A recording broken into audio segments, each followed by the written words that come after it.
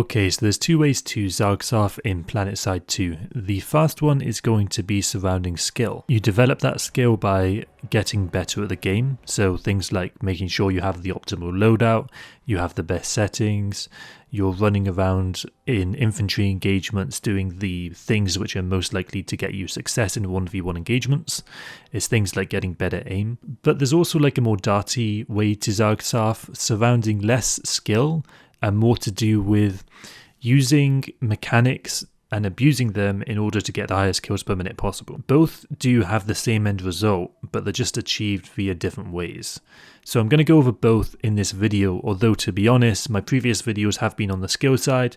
This one's going to be more on the underhanded methods that you can use if you want to in order to get an advantage. Okay, so there's plenty of different mechanics and systems within Planetside which Zargsarfing players abuse in order to get more kills.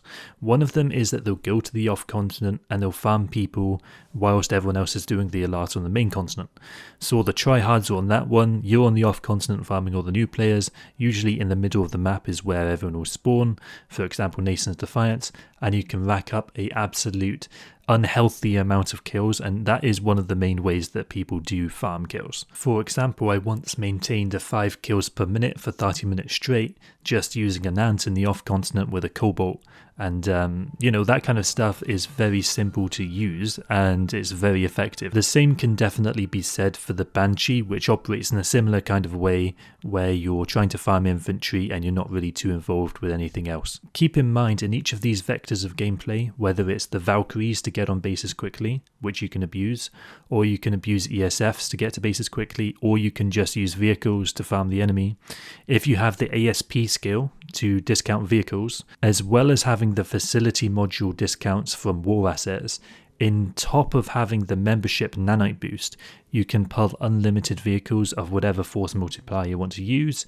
And this kind of goes for max, but it's just something that with the max you can also Zargsarf with, but you got to be a bit more careful of how much you redeploy, so you got to pick your bases a little bit more carefully. Now, to be fair, I am saying that these are low skill ways to play, and they are definitely less skill, but they still do require some skill, especially the Banshee, and there is respect to that.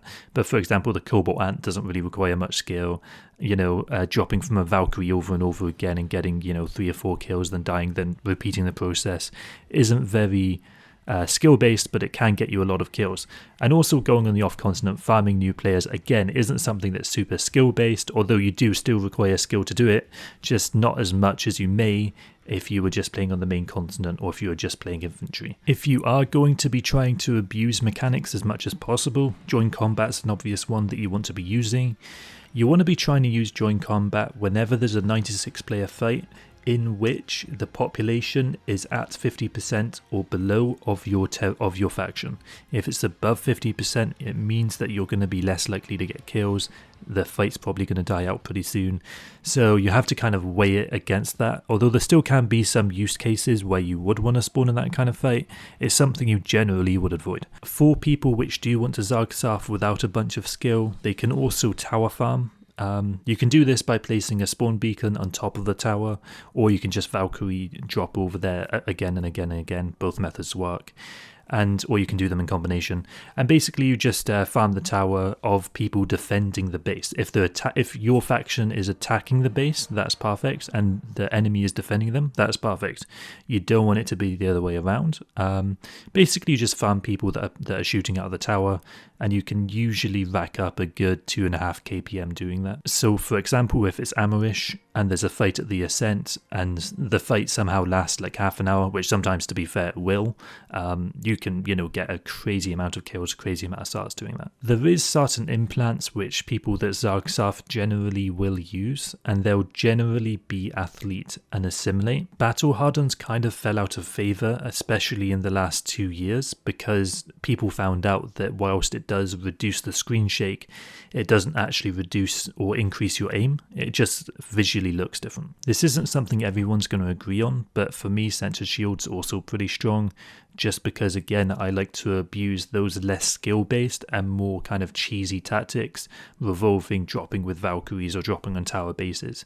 And when you're doing that, Sensor Shield can be pretty strong, although if you are just playing in a massive Zarg fight, obviously Sensor Shield makes no sense. There are a few other ways that people Zarg surf. For example, going to the opposition territory where there are no allies can be fun. So, you know, contested territory, in my case, between TR and NC, when I'm playing Vanu, could be a way to Zarg surf. If I'm very careful, I try to hold a building by myself, and that can be fun.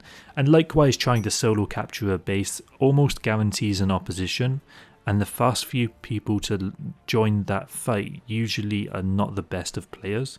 So you can usually do pretty well in those solo engagements, and it does help you learn how to position yourself well and get a lot of good habits for playing infantry when you're playing solo, because you don't have anyone to rely on, and it's fairly up to you if you succeed or not. So again, I would recommend checking out my playlist, because that is going to show you most of the skill based stuff that you're going to need to know if you do want to get good.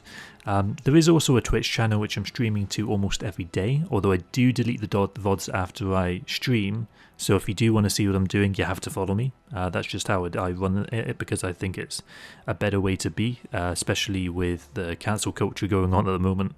Anyway, guys, have a great day. Make sure to subscribe if you haven't already. GG.